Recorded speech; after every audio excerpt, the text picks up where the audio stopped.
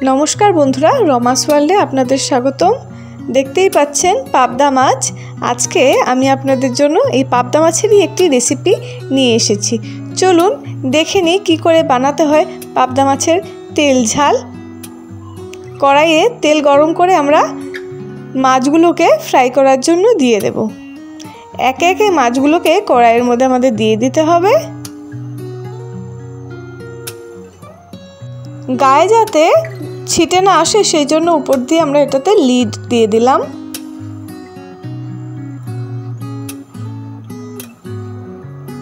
তারপরে মাছগুলো ভালো করে উল্টে পাল্টে দুই সাইড ভেজে আমরা একে একে নামিয়ে নেব।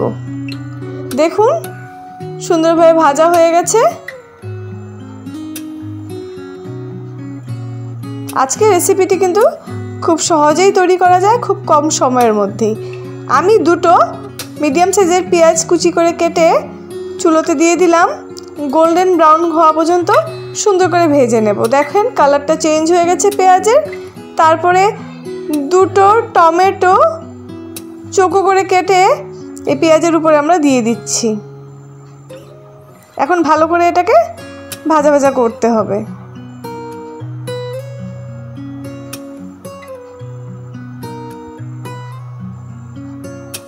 তারপরে একে একে আমরা স্বাদ মতো নুন, কাশ্মীরি লাল লঙ্কা গুঁড়ো, হলুদ গুঁড়ো এবং জিরে গুঁড়ো দিয়ে দিচ্ছি। হলুদ গুঁড়ো, জিরে গুঁড়ো এবং নুন আপনারা আপনাদের আন্দাজ মতন দিবেন। আমি এখানে সব 1 টিস্পুন করে দিয়েছি। আর ঝালটা আপনারা বুঝে যে যেমন ঝাল খান সেই হিসাবেই দিবেন। দেখুন খুব সুন্দর কালার এসেছে। তারপর আমরা এটাতে দিয়ে দিলাম একটি মশলা যেটা আমি আগে তৈরি করে রেখেছিলাম। এটাতে আছে 2 টেবিল স্পুন মগজ, একটি ছোট পেঁয়াজ এবং একটি টমেটো। এটাকে মিক্সারে আমি সুন্দর করে পেস্ট করে নিয়েছি। এখন এই মশলাটাকে খুব ভালোভাবে কষাতে হবে। যতক্ষণ পর্যন্ত সুন্দরভাবে না কষানো হয় এবং মশলার থেকে তেল সেপারেট না হয়ে যায় আমরা এটাকে কষিয়ে নেব। দেখুন মশলাটা কিন্তু খুব সুন্দরভাবে শুকিয়ে এসেছে, কালারও চেঞ্জ হয়ে গেছে, একটা দারুণ গ্রেভি হয়েছে। এখন আন্দাজ মতন জল দিয়ে দিচ্ছি। ঝোল যদি বেশি খেতে ভালোবাসেন জলটা সেই আন্দাজ হিসাবে আপনারা দিবেন। আমাদের ঝোলটা ফুটে গেছে। এখন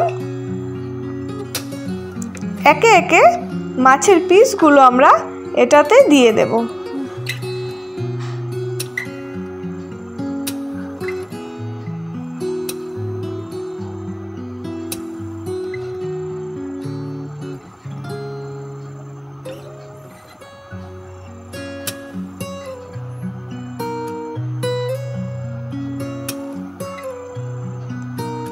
এখন এটার উপর দিয়ে আমরা একটু কাঁচা তেল দিয়ে দিচ্ছি। যেহেতু এটি পাবদা মাছের তেল ঝাল সেই জন্য আমি উপরে কাঁচা তেল একটু দিয়ে দিলাম।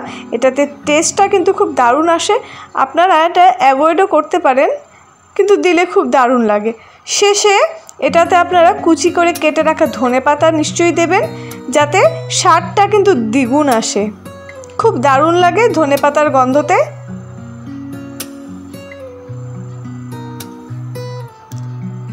আমাদের রান্না কমপ্লিট হয়ে গেছে। এখন একে একে মাছগুলো আমরা একটি সার্ভিং ট্রেতে নামিয়ে নিচ্ছি। আপনারা দেখলেন খুব কম সময়ে অনায়াসে তৈরি হয়ে যায় এই মাছের কারি। আশা করি আজকের এই রেসিপি আপনাদের খুব ভালো লেগেছে।